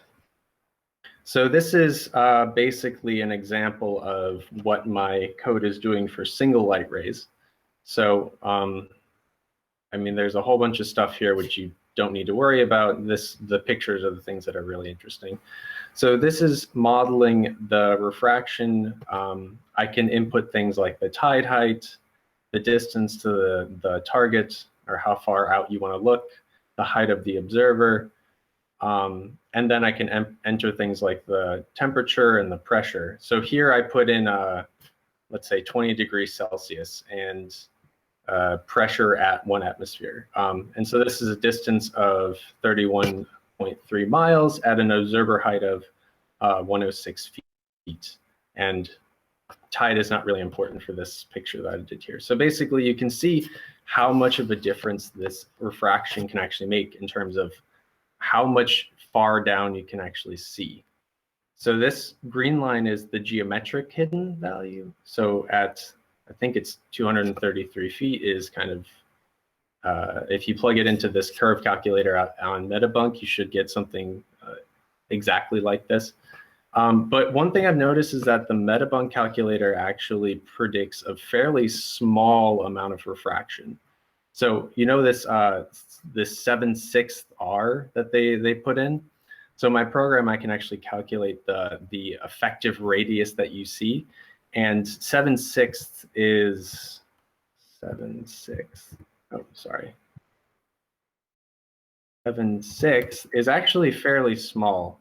So 1.16, and for what I'm getting, I'm actually getting an effective radius, which is more like 1.27. So this is why I think there's a lot of confusion here, because this 7/6 radius, and I actually am not even sure where this comes about, but I think it's kind of a gross exaggeration of how much refraction there actually is. Because here I'm actually modeling everything in a more accurate way. I'm actually using Fermat's principle, using real atmospheric conditions, trying to be as close to reality as possible for a globe model. Just before Anthony asks you a few questions, can you just draw a conclusion, maybe a minute long, from what because you've done a lot of work, and Right. I'd like to get So a chance to conclude. basically, yeah, let me go through. So basically, my point is that given the height values that you guys have for the Bogold Lighthouse, well, roughly speaking, the Mogold Lighthouse and Riley's observer height on the highest point where we have the composite, I think the refraction is perfectly sufficient enough to get the entire lighthouse above the curvature of the Earth, so you can see it. And actually, furthermore, what I show is that the amount of land underneath is actually almost exactly proportionate to what you see in the image. So let me just go through. So basically, this is taken from the composite, and you can see that this is kind of how much is the shoreline underneath, and this is the actual lighthouse, and it's roughly a 3/4 to 1/4 ratio, right? Between the lighthouse. I mean, you can argue about like maybe it should be here or it should be a little bit lower, but roughly a quarter of the total height of this thing is the shore, and 3/4 is the lighthouse. And if I do my calculation with my curve calculator, calculating the ray coming from the bottom of the lighthouse and the ray coming from the top of the lighthouse and then the ray to the horizon, I actually get ratios which match up pretty well. So this is from the image, I get 0.267, and this is from the curve calculator. So it matches like quantitatively very well. Cool. And that's basically it. Superb. Thank you very much for doing all that work. Before I do hand over to Anthony, I will say that that's quite a lot of maths to do to account for this observation. And in the model that Chris created, he just uses straight lines and simple trig. Sure. Yeah, I understand. I mean, Okay, the point is that the Earth is fairly complicated. Sure. But just to reiterate that, I just want to get that back in. I know you're going to now say how complicated it is and it requires lots of maths, but I'll just say it one more time. So without accounting for any of this, we can still draw a straight line to the observation, work it out with simple trig, and get basically a similar answer. I'm not going to say that you're off and you're saying it's within tolerances. I'm saying that we can accurately measure the altitudes, the elevations, the distances with simple trig and straight lines. So while I understand completely that you can account for the observation with quite a lot of maths, that's just accounting for what is in essence an observation of a flat plane. Correct? Yes. So Thank you. The one thing that I will say just before you do, I know you've had a lot to say, but I just want to. Anthony's got a few questions. Again, I don't want him to lose track of his questions. So sorry, I've given you quite a long time. I don't want to cut you off. I really appreciate it. I will thank you again because you have done a hell of a lot of work, and I am really, really appreciative of it. Thank you very much. I started this in December, so it's. You can tell I'm made up. I've got goosebumps for how much work you've done on this. I'm so pleased. Thank you. Mm-hmm. Can I ask just before Riley, just a quick question? Like no, really quick, just let Riley get his questions out. He's been waiting patiently. Well, if Alex really is quick, I'll give way to Alex for the sake of it. But Alex, you did know there was a queue. Woohoo, go Alex. Oh, I can't see side chat. Sorry, I'm on my phone, man. Sorry. You got your chance. Go ahead, Alex. Okay. So just quickly, the first part of the presentation you gave, was that on a flat plane? The very first part, yes. That was the right. So prediction for my modeling. So I think another thing to your conclusion that is really important is that you modeled it on a flat plane and it didn't really match the composite, but when you modeled it on a ball, things pretty much matched up a lot more accurately, right? That was my conclusion.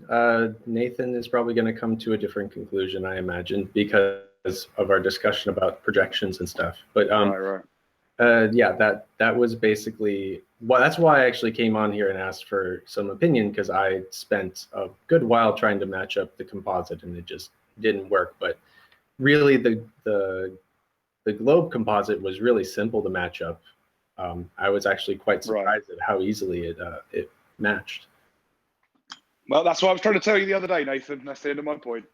Well, as I explained to Philip, it's surprising because they are used to having a single frame image of something at distance as opposed to something that pans through an image and has different perspectives as the camera arcs. And yet, when you put it in orthographic view, it matches the globe. That to me is extremely telling and not suspicious, but just makes sense if you're going to have figured out how to look at stuff with a single frame at zoom on a photograph and work out how to get it to work with all the maths on a globe. And what do you know? It does work, even though it shouldn't, because he's arcing the camera.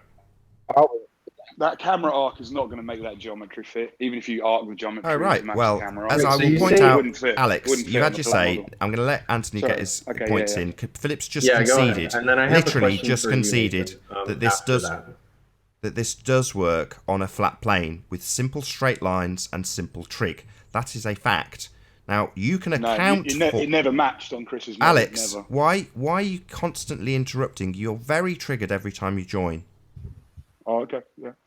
So, I'll say it just one more time without Alex hopefully interrupting me, that you can do simple straight line measurements to anything on this model, on this observation, and have it match with simple straight lines and simple straight trig.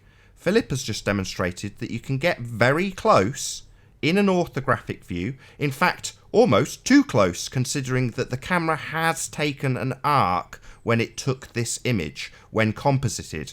But yet you composite it and it suddenly matches very, very well with the globe, even though it shouldn't. So the argument is it matches too closely when you model it on a globe. No, Okay. no, Alex, try and listen carefully. No, It's I'm listening, Nathan. You didn't. No, you're demonstrate, interrupting. and Chris, you I never said demonstrated. try listening, No, no, and you started you never- talking. you That's never- the you never definition of demonstrated. not listening. I got talk, triggered. you say I am listening. That means you're not listening because I was halfway through a sentence. No, I did listen. I listened to all of it.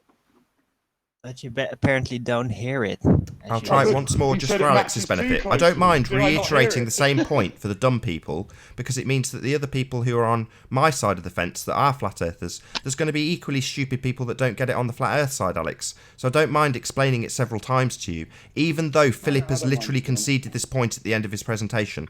You don't like it because you think No, the I Earth's didn't. spherical, and you don't like the fact that it can be and has been modelled perfectly sufficiently and accurately on a flat plane with straight lines and simple trig. You can also kind of account for it.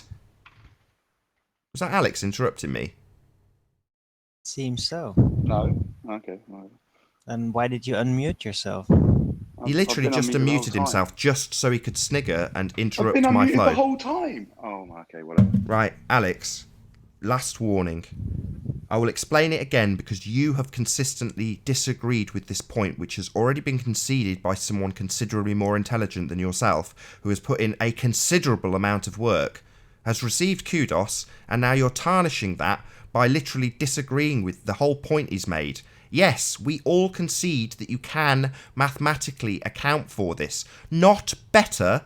We can do it accurately with straight lines. You can kind of get it to work in an orthographic view with arc calculations that take into account a huge number of factors. Now, I would wash that to one side with a single observation from a different camera person on a different day under different conditions that presented exactly the same data. So I would wash that to one side immediately and say your variables, while you can get them to match if you tweak them for a long time, doesn't trump the fact that without any band-aid theories needed, we can accurately measure it with straight lines. But to do so, we have to actually match what was physically done in reality. In reality, the camera did take an arc. That's what it did. And in order to model it accurately, we had to arc that composite around the model, so that it best represented what was actually done by Anthony when he took the observation. Coincidentally, when you put it into an orthographic view, it seems to match incredibly well with a globe and what they would expect to see. Now, that to me is incredibly telling, because they are undoubtedly used to using long-distance photography with a single frame without it having an arc of a video. When this mathematics was worked out, there's a good chance they didn't take into account that you could composite out the arc of a camera sat on a tripod and produce an orthographic view that looks similar to someone at the beach taking a single frame, just zoomed out a bit more. But when you get into the finite details of it and start modelling it, the flat model matches and accurately represents what you can see with straight lines and simple trig. The globe does not match. It fails, both in terms of what you should and shouldn't see based on the sphericity of the Earth, and what you shouldn't see based on the refracted values, as Philip has conceded. It doesn't match perfectly, and he had to tweak a lot of variables. He showed us what he did. We just simply showed what we see. We say it all the time. What you see is what you get. We see it because it's there. No need to account for things blocking our view that don't really block our view. That's a band-aid. Nathan, can I say one more You thing? just talked to me for a minute. Can I just say something? I never disagreed. Sorry, Philip. I never disagreed with him arcing the thing. I said from day one that was the good thing to do, to arc the composite. That was the correct process. Nothing clever about it. That's just what he should have done. What I'm disagreeing with you, and you should release the Blender file as quick as possible, is it doesn't match. It never matched. You were going through the whole time. It didn't match properly. You had to shove the picture different places and pull it in and out, and it was just silly. So yeah, you could keep on saying your thing matched. Maintain aspect you really ratio. haven't demonstrated that, and I watched it. You understand this, then you should understand that as you move the picture, so long as you maintain aspect ratio, that's what you do. I get it. You're just making the same point over and over again. I get it. What, that it works? That was fine. Yeah, I'm allowed to make the same point over and over again, Alex, that it works. That's our point. It works. It works when you model it with straight lines and simple angles on a flat plane. And I'm going to point it out as many times as possible. Quantum Eraser had a really good point in one of his discussions that he had recently, when someone said, you keep just repeating the same points over and over again. He said, like a guy in a murder case. Why do you keep interrupting me, Alex? Like a guy in a murder case that keeps saying, we've got the fingerprints on the gun, DNA at the scene, and the defence goes, this guy just keeps repeating the same thing over and over again. Yes, Alex, I will I will completely ignore your interruptions and continually point out that this observation can be modelled with straight lines and simple geometry. No need for a huge amount of band-aids and maths to work. You just seem to keep interrupting me, Alex. You're very triggered. It's all right. We all understand that the Earth is obviously and observably flat.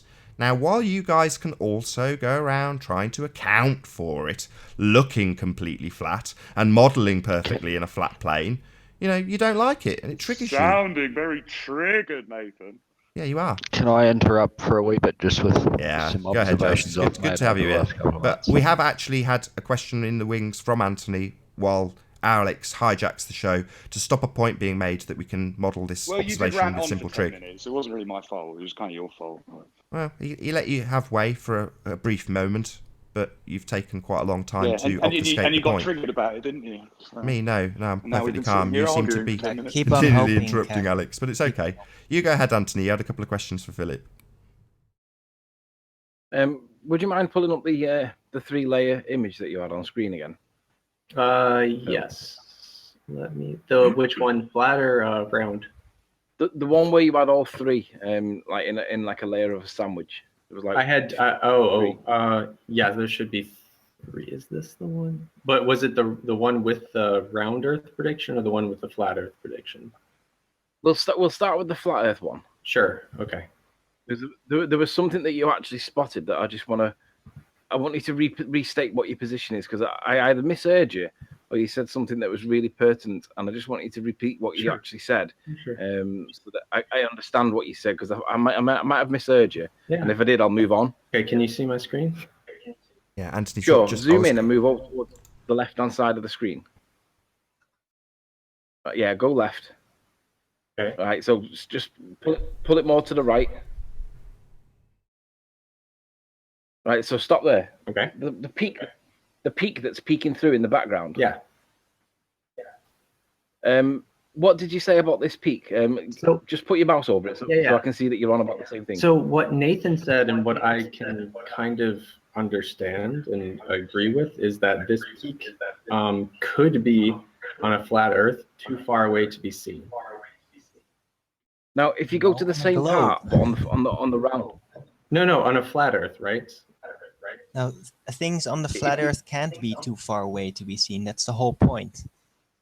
No, I'm talking about, because when Chris did his presentation, he was kind of cutting off things that were too far away in the distance, which would not be seen by the camera, right? That was this little arc that he had. It doesn't have anything to do with the Earth being flat. It has to do with the camera reach. Right, so hang on. let me stay on point. Let me get to my point. Can you show me the same part but on the round Earth model? Yes. Because it appeared that you accepted that it wasn't there on the round Earth model, and I think you said because it's behind the curve of the Earth. Yes. Yeah. See, it's like right here. So it's kind of in this general area, right? Sure. So there's this peak here, and then there's wrong one. And then on my rendering, that peak is just gone. So right, because it's behind this Greenland. Why is it missing? Why is it missing on your rendering, but we see it on the real world evidence? What do you? No. That's not there on the real world evidence, right? This is the real world evidence, and this is my rendering of the flat Earth image. So this is your pictures, Riley, right? Okay. And you don't really see it there. So in the real world photo, it's not there. It's but not on there, on the right? ball Earth model, it is. No. This is the real world image. This is my rendering of the flat Earth. This is overlaying the two. And if you should have seen this in Chris Monk's presentation. This land was there until he set the cutoff on the camera so that it disappeared. Are you able far away to be seen? So that should be the flat model prediction, right? Okay, I understand. So are you able to tell me which mountain that is? I don't know the particular name of it, no. It's okay. We can move on from that point because I obviously misunderstood the point you were making. It appeared that it was the opposite way around, but that's okay. Oh yeah. My second question is with regards to when you were describing Fermat's principle on the ray tracing of light. Right. Do you agree that all of the trajectories of light that come to your sensor on the camera or to your eye, they are all individual rays of light? They're all they combine together to create an image, but they're all individual traces of light, yeah? So that if we're talking about like real world optics, that's not actually what happens, but the rays are kind of an approximation to what the light actually behaves as. But with regard to the explanation of Fermat's principle, the rays are shown to be individual rays. Correct? Yes, exactly. And they all act independently of each other. They don't act uniformly. They're all unique. They all have a unique path given their starting point and their end point. Now, when Soundly did his observations on the little Tensis Bayou, he put 8 lamps on 8 stanchions, or vertical legs of bridges, over roughly 8 miles, and he showed that each individual light would dance above and below a fixed point, being a straight line, and that was consistent with Fermat's principle on the trajectory of light, which means that all of the light in all of the picture that you would be looking across would be independently merging and moving independently of each other. Right. On your model, is it right to say that all of your light rays are all conforming to the same rules with regards to the trajectory, and that they're all following the same curve? They're all different. So if I can go back to my presentation, I'll show you, like, for the lighthouse, you can see the differences between the rays. No, not for the lighthouse. Sorry. Just to get this clear, what we're talking about is an entire island that is perfectly proportionately represented on the horizon in your model. Right. So what he's asking is, if the light bends in all different directions, forget the lighthouse, let's look at something that's much clearer and also in perfect proportion, coincidentally, in your model. Why hasn't it been distorted at all? Snaefell, for example. Right. So actually, I think this is actually the point of the phrase in this the first MIT paper you cite, Riley. So they say that the effects of refraction are negligible under normal or standard conditions. And I think what they mean is that the amount of distortion that you see is negligible.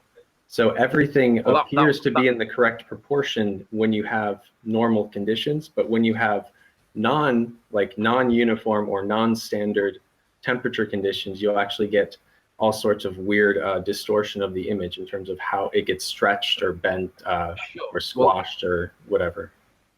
that was my third question. So we'll kind of move on to the third question now and maybe answer 2 and 3 together. Sure. You said that your words were that Metabunk's website appears to give a very minimal amount of refraction, correct? Yes. Now, when you actually do the numbers from a statistical point of view, purely from a numeric point of view, when you see the difference between non-standard refraction and the geometric curve, the values range between 14 and 17% difference between what the geometry tells you is the curve and the adjustment that it makes for standard refraction. So just say 15% in terms of the kind of median value. Would you agree that 15% is not actually minimal the way you described it? It's significant, and it's significantly more than negligible. Yes. So in terms of how much the light gets bent, it actually is a very significant amount. So, right. But you said when you modeled. Well, you said that when you modeled it based on Metabunks, you noticed that Metabunks was really minimal. It was actually, yeah, it was on the low side. Right, but when we test Metabunks and we see that it seems to be around about a 15% variance from the geometric curve and the actual adjustment, you've just said that that is significant, right? So I'm confused. So you mean what the variance with respect to the geometric value is significant? What I'm saying is, when you did your model, you observed that Metabunk's website appeared to give minimal refraction. But when you look at the actual difference between the two values on Metabunk compared to a geometric curve, it's around about 15% of difference. So that is not minimal. So if you're saying it's minimal when you've modeled it, but actual events in Metabunk, when you actually look at the calculations, are not minimal, then there's a disparity between the two when you've modeled it compared to real world when you've checked it on Metabunk, because they seem to be inconsistent. Okay, so let's break that down into, okay, so my claim is that Metabunk's actually more conservative in terms of how much refraction there is. So, and you're saying that there's a very large difference between the geometric value and Metabunk's refracted value. And so I'm saying there's actually even more refraction when I model it versus what Metabunk says.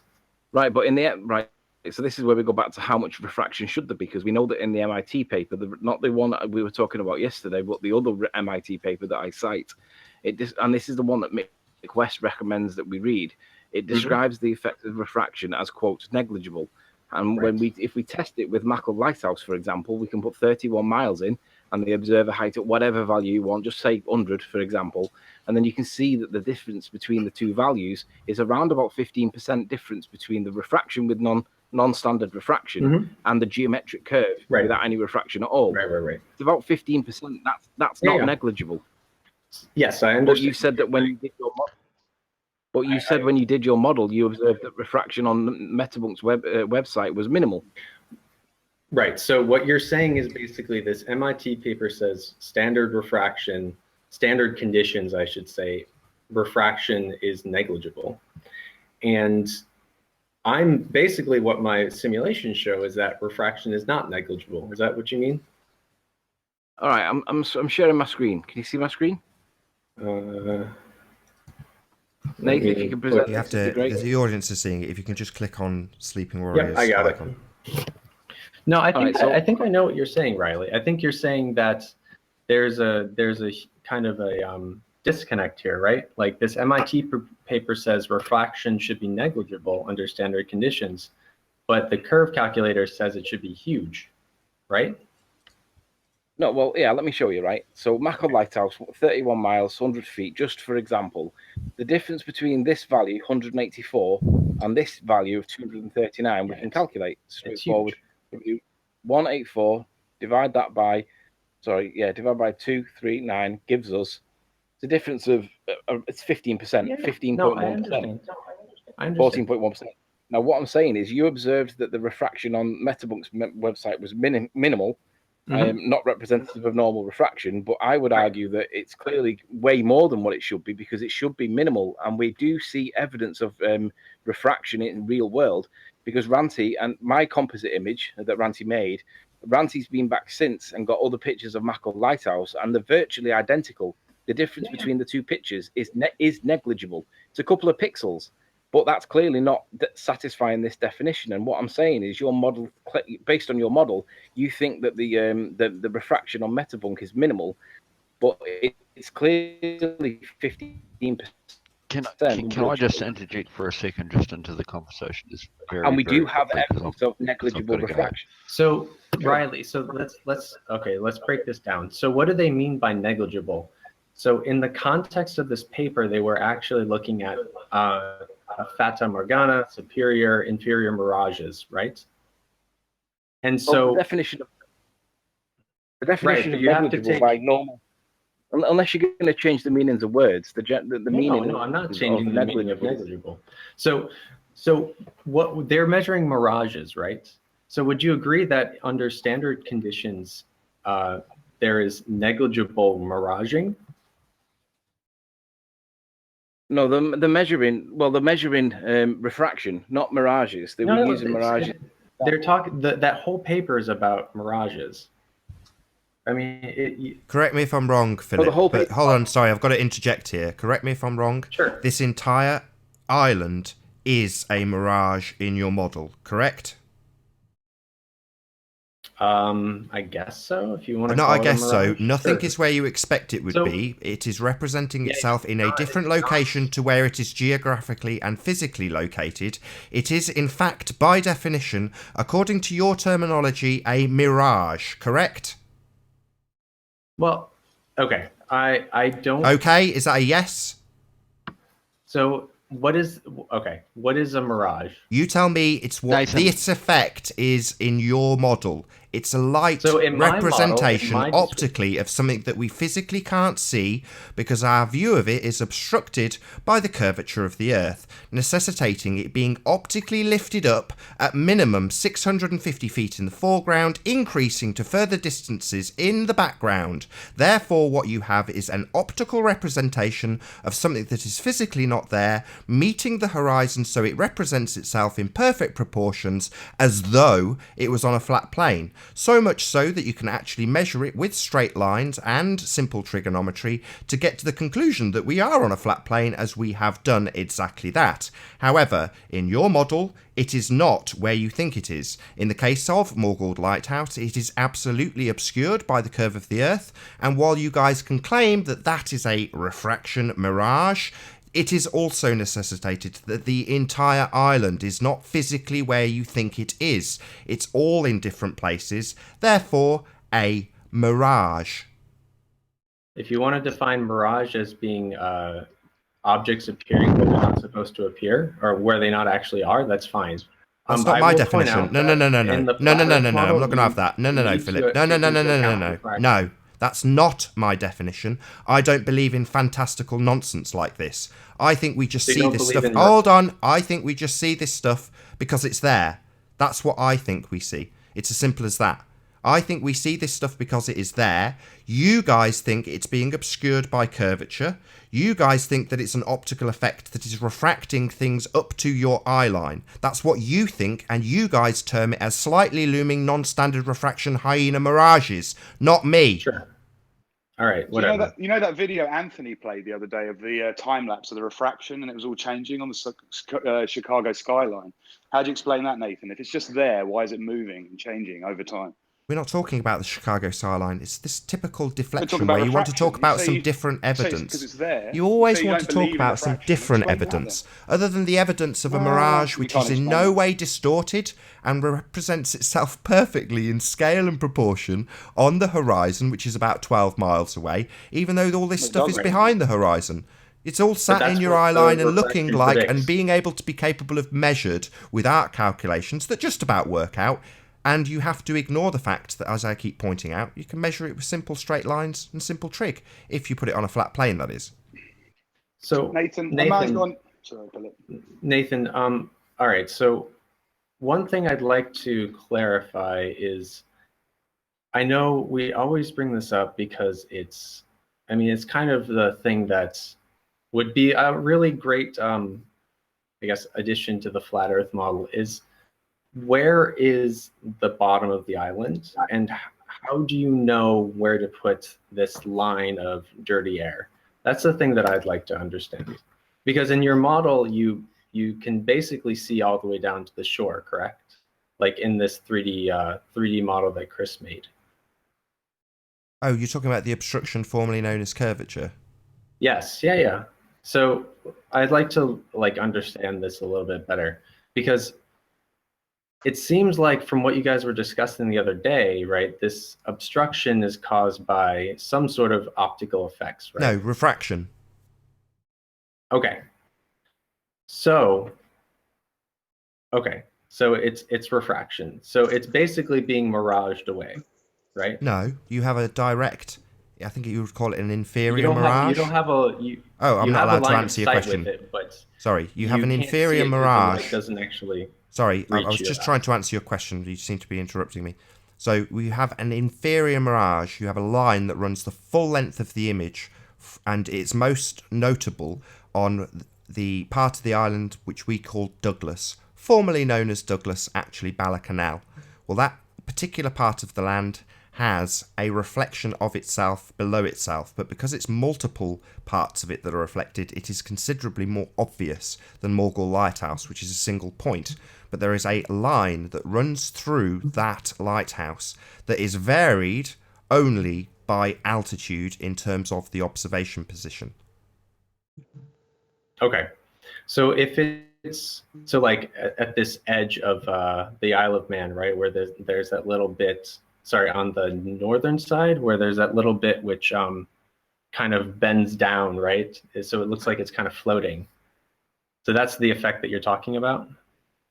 Yes, so you've got a direct mirror of the thing above it, below it. So yes, absolutely. Okay. So then why is there the appearance of something which looks like water underneath it? Because if it's a reflection of something above, I should see something which is the same color, right? It would seem, from what I understand, and I don't understand this particular part of it fully yet, that based on your observation height, there is a amount below you that is physically invisible beyond a certain point. And this was, or at least it seemed to be, fairly well described in what has been deemed a non-MIT paper. There is a literal area that becomes invisible by virtue of the way your vision works. You can't see further along a straight line. Obviously, you can see up higher to the sky and to the mountains.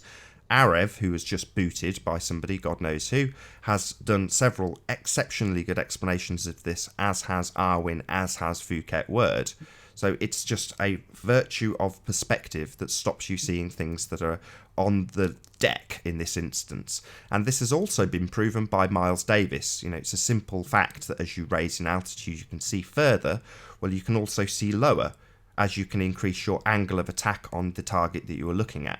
So in the case of Miles Davis, he's gone back and taken a picture of Morgul Lighthouse from an higher elevation, and he can see, it would seem, down to the shoreline from about 270 feet or something, about the 75 metres. I can't remember the exact conversion. But there we go.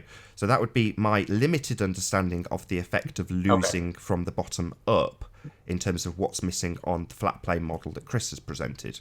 If it was done from an altitude of 250 feet, I would expect, as a flat earther, of course, biased, to have exactly the same representation in model format, but with more sea. And you guys saying, well, it just matches a globe, and us pointing out, well, no, the mountains should be, because they are a mirage, further behind the curve than the things in the near foreground. Right. Okay, that's all.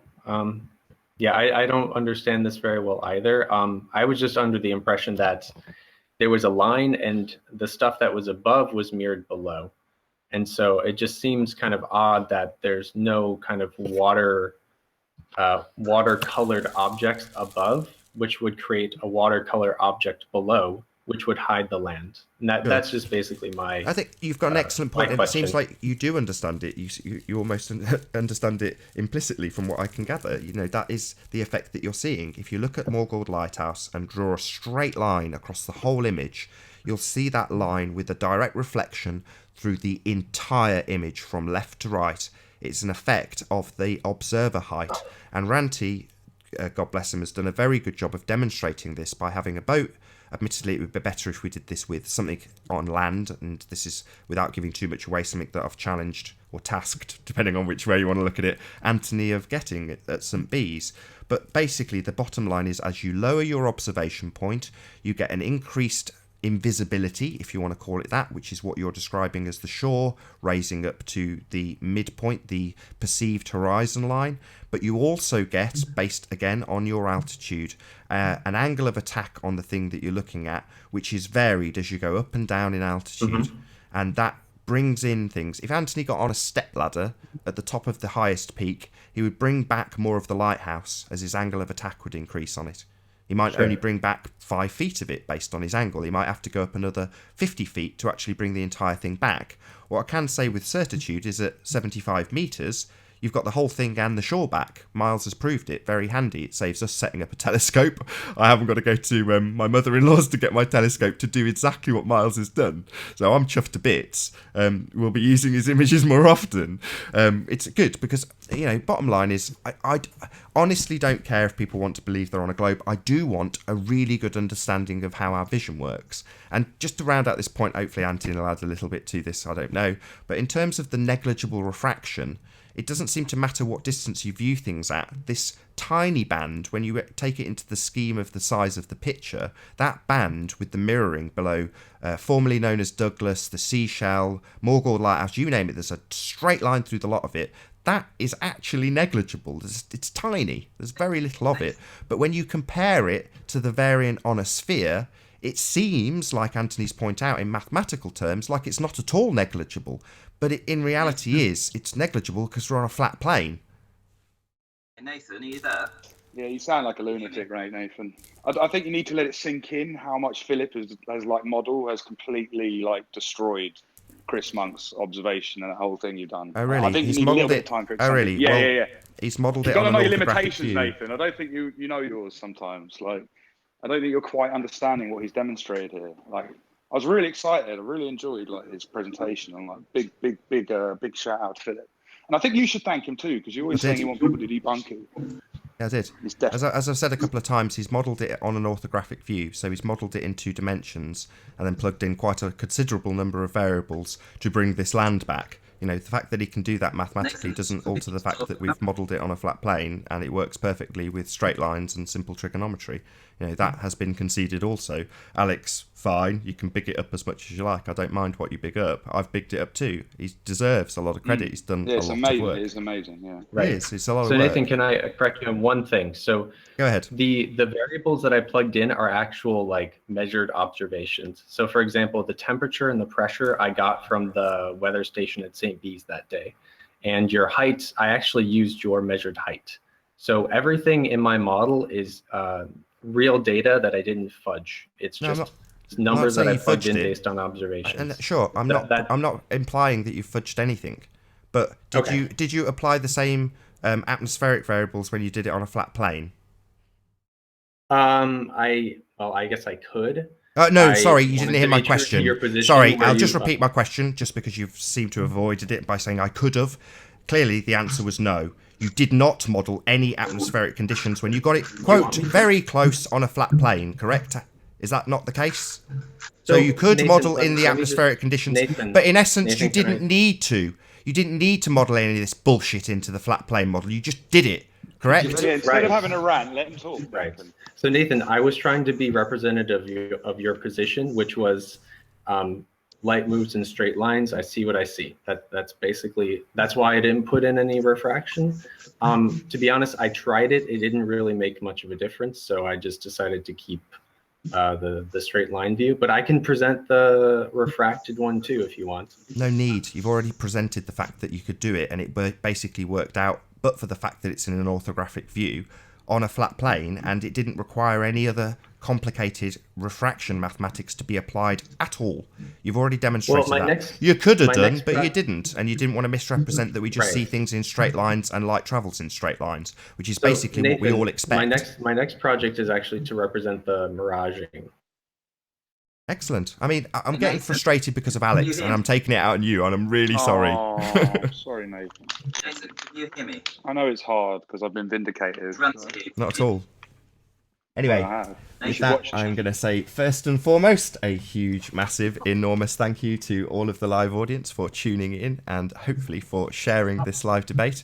And of course, a massive thank you to all of the debating panel for making this debate possible. Be sure to like, comment, share, and subscribe. I've been Nathan Oakley, and I will see you all in the next video.